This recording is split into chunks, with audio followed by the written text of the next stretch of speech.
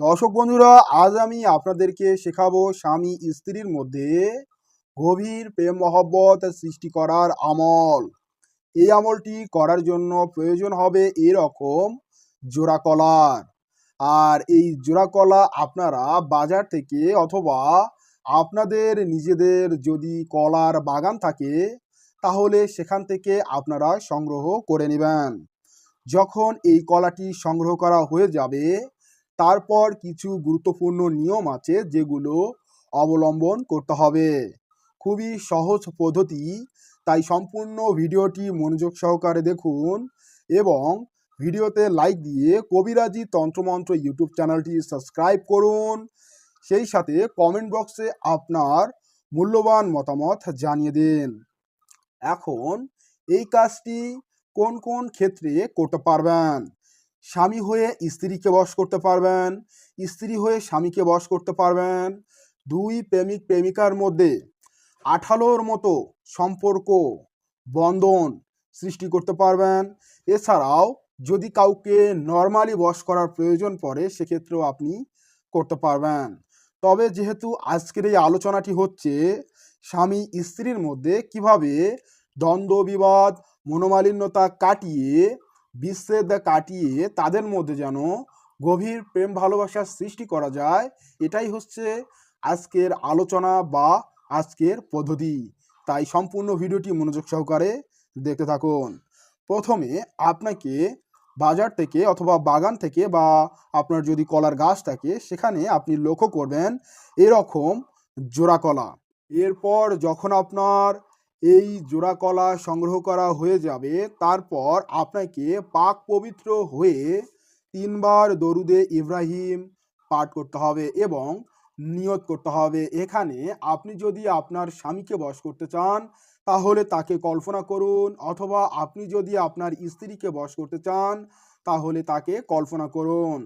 প্রেমিক প্রেমিকাদের ক্ষেত্রে একই নিয়ম একই নিয়ম প্রয়োগ করে প্রেমিক প্রেমিকারাও করতে পারবেন। তবে গুরুত্ব দিচ্ছি স্বামী স্ত্রীর ক্ষেত্রে। তো যখন আপনার নিয়ত সম্পূর্ণ হয়ে যাবে অথবা নিয়ত চলাকালীন অবস্থায় কলার উপর যদি আপনি স্বামীকে বশ করতে চান তাহলে প্রথমে আপনার স্বামীর নাম লিখুন, আর যদি আপনি আপনার স্ত্রীকে বশ করতে চান তাহলে প্রথমে আপনার স্ত্রীর নাম লিখুন। এরপর প্লাস চিহ্ন দিন, দেওয়ার পর অপর পাশে আপনার নাম লিখুন। এইখানে খেয়াল রাখবেন নাম যেন দুটো কলার মধ্যে পড়ে। যেমন যদি স্বামী হয় তাহলে এই যে বড় কলাটা দেখতে পাচ্ছেন, এই যে বড় কলাটা, এই বড় কলায় কিন্তু স্বামীর নামটা লিখতে হবে। আর ছোট কলা যেটা দেখতে পাচ্ছেন এই পাশে, এটা হচ্ছে এইখানে লিখতে হবে স্ত্রীর। মানে এটা অনুমান করতে হবে এবং ধারণা করে নিতে হবে যে এখানে স্বামী স্ত্রী রয়েছে। ঠিক আছে, এটা ধারণা করতে হবে এবং এই কল্পনার মাধ্যমে এই নাম লেখার কাজটি সতর্কতার সহিত শেষ করতে হবে। যখন এই কাজটি হয়ে যাবে তারপর আপনাকে একটি আয়াত পাঠ করতে হবে। এখন আপনার মনে একটি প্রশ্ন জাগতে পারে যে ভাই, এখানে আমরা তো কলার ছালের উপর নাম লিখতেছি, এটা তো প্রয়োজন নেই। আমি বলি কি ভাই, যেহেতু এখানে আধ্যাত্মিকতা রয়েছে তাই এটার প্রয়োজন রয়েছে।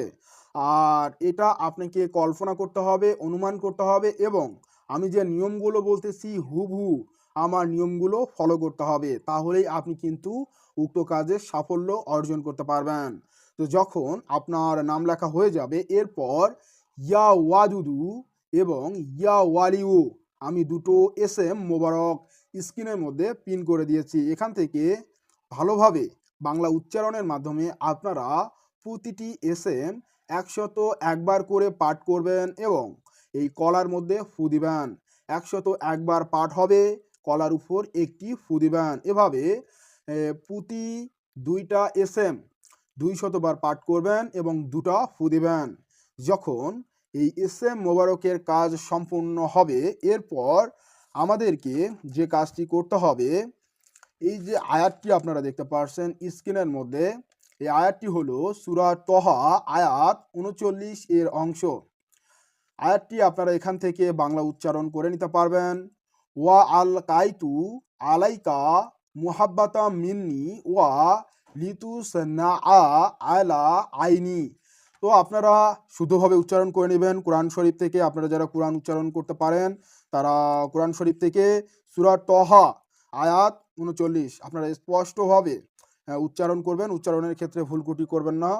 আর আমি জাস্ট আপনাদেরকে বোঝানোর জন্য এখানে বাংলায় লিখে নিয়েছি। অনেকে আছেন যারা আরবি পড়তে পারেন না, তো তাদের সুবিধার জন্য এখানে বাংলায় লিখে নিয়েছি। তো এখান থেকে আপনারা হচ্ছে এই আয়াতটি দেখে দেখে উচ্চারণ করবেন। করার পর এখানে আপনাকে যে কাজটি করতে হবে, এই আয়াতটি একবার পাঠ করে এই কলার উপর একটি ফু দিবেন, আবার একবার পাঠ করে এই কলার উপর একটি ফু দিবেন। এভাবে 7 বার পাঠ করে 7টি ফু দিবেন, অথবা 11 বার পাঠ করে 11টি ফু দিবেন। তো যখন আপনার এই কাজটি সম্পূর্ণ হয়ে যাবে, এরপর আপনাকে আর একটি আয়াত পাঠ করে এই কলার উপর ফু দিতে হবে। সেটা আপনাকে আমি বই থেকে দেখাচ্ছি। তো এখানে আপনারা দেখতে পারতেছেন যে একটি আয়াত, এই আয়াতটা আপনাকে উচ্চারণ করতে হবে। আপনাদের সুবিধার জন্য জুম করে দিয়েছি, এখান থেকে দেখে নিন। তো এটা পড়লে হবে কি, আপনার স্বামী অথবা স্ত্রীর যদি অবৈধ কোনো সম্পর্ক থাকে, ঠিক আছে, ওই অবৈধ সম্পর্ক ত্যাগ করবে। করে যদি স্বামী হয় তাহলে স্ত্রীর প্রতি আসক্ত হবে, আর স্ত্রী হলে স্বামীর প্রতি আসক্ত হবে। এখানে আপনারা দেখতেই পাচ্ছেন উপরের অংশে স্বামীর বিষয়ে ব্যাখ্যা করা হয়েছে, তবে এটা স্ত্রীর ক্ষেত্রেও প্রযোজ্য, মানে স্বামী স্ত্রী উভয়ের ক্ষেত্রেও প্রযোজ্য। তো এই আয়াতটি আপনারা উচ্চারণ করবেন, বাংলা উচ্চারণ দিয়ে দেওয়া হয়েছে। তো এরপর আপনাকে কিন্তু যে আয়াতটি দেখালাম এটা একবার পাঠ করে একটি ফু, এভাবে পূর্বের মতো 7 বার পাঠ করে 7টি ফু, অথবা 11 বার পাঠ করে 11টি ফু দিতে হবে। দেওয়ার পর এই কলাটি আপনি ছিলাবেন, ঠিক আছে, ছিলাবেন, এইভাবে আপনারা ছিলাবেন। ছিলানোর পর আপনারা দেখতে পারতেছেন এখানে 2টা কলা।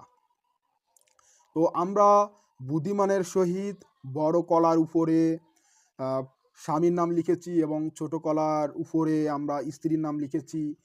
তো সচরাচর এটা হয় এবং এটা মানা উচিত। এইভাবে এই কাজটি করার পর আপনাকে পুনরায় পূর্বের যে দোয়া নিয়ম, যেমন ইয়া ওয়াদুদু ইয়া ওয়ালিউ 7 বার পাঠ করে 7টি ফু দিবেন, অথবা চাইলে 101 বার পাঠ করে একটি করে ফু দিবেন। তো দেওয়ার পর আবার এই যে ওয়া আল কাইতু আলাইকা মুহাব্বাতাম মিন্নি এইটা পাঠ করে ফু দিবেন, এবং যে আয়াতটি আমি বই থেকে দেখালাম সেই আয়াতটি 7 বার পাঠ করে 7টি ফু দিবেন। দেওয়ার পর আপনি আপনার স্বামীকে, ঠিক আছে, স্বামীকে উদ্দেশ্য করে খাওয়াতে হবে। এই যে আমরা এটা মানে ভেঙে নিলাম, এবং এটা মাথায় রাখবেন, এটা হচ্ছে স্বামী, আমরা এখানে স্বামীর নাম লিখেছি বড় কলায়, আর ছোট কলায় স্ত্রীর নাম লিখেছি। তো এই ছোট কলাটি স্ত্রীকে খাওয়াবেন, আর বড় কলাটি স্বামী খাবেন। যদি আপনি এই কাজটি করে থাকেন, আপনি যদি স্বামী হয়ে থাকেন, তাহলে আপনি এই কলা খাবেন আর আপনার স্ত্রীকে এই কলা খাওয়াবেন। আর আপনি যদি স্ত্রী হয়ে থাকেন তাহলে আপনি এই কলাটি খাবেন আর আপনার স্বামীকে এই কলাটি খাওয়াবেন। এটা হচ্ছে আধ্যাত্মিক ফজিলত সম্পূর্ণ পরীক্ষিত একটি আমল, যা করলে আপনার স্বামী স্ত্রীর মধ্যে গভীর প্রেম ভালোবাসা সৃষ্টি হবে। এই গোপন পদ্ধতিগুলো পুরনো তান্ত্রিক কবিরাজের হাত ধরেই চলে আসতেছে। এগুলো সচরাচর আপনারা কোথাও পাবেন না, শুধুমাত্র কবিরাজি তন্ত্রমন্ত্র ইউটিউব চ্যানেলেই আপনারা পাবেন পরীক্ষিত বিদ্যাগুলো, যেগুলো প্রয়োগ করে আপনারা আপনাদের উদ্দেশ্য, আশা আকাঙ্ক্ষাগুলো পূরণ করতে পারবেন। তাই আপনাদের জন্য এই বিদ্যাটি শেয়ার করলাম। অবশ্যই আপনারা উক্ত নিয়ম মেনে কাজটি করবেন, আর কাজটি শেষ হলে পূর্বের মতো 3 বার দরুদে ইব্রাহিম উচ্চারণ করবেন এবং সদকা দিবেন। সদকা বলতে গরিব দুঃখীদের দান করবেন, অথবা মসজিদ মাদ্রাসায় 5-10 টাকা বা এরকম দান করে দিবেন, সদকা দিয়ে দিবেন এই কাজটার জন্য। তো এইভাবে আপনাকে এই কাজটি পর্যায়ক্রমে কিছুদিন চলমান রাখতে হবে। এখন আপনার মনে একটি প্রশ্ন জাগতে পারে যে ভাই, আমি তো প্রতিদিন এরকম জোড়া কলা সংগ্রহ করতে পারবো না। তো সেক্ষেত্রে আপনাকে বলবো আপনারা একটু সময় নেবেন। সময় নেবেন বলতে কি, ধরেন আজকে করলেন, একটু খোঁজ লাগাবেন, তারপর 3 দিন পর আবার করবেন অথবা 7 দিন পর আবার করবেন। এভাবে এই কলা পরাটি 3 থেকে 7 বার খাওয়াতে হবে। 3 থেকে 7 বার খাওয়াতে হবে। এতে পাকাপোক্ত একটা বন্ধন ব্যবস্থা তৈরি হবে। এটা ইনশাআল্লাহ সারা জীবনের জন্য থেকে যাবে। এরকম আঠালো হবে, ঠিক আছে? এরকম আঠালো হবে বন্ধনটা। তো আপনাদের বোঝানোর জন্য আপনাদেরকে আমি সহজ ভাষায় এটা শিখিয়ে দিলাম। আশা করি আপনাদের উপকারে আসবে। তো এই হলো পদ্ধতি। আপনারা এইভাবে এই কাজগুলো করেন।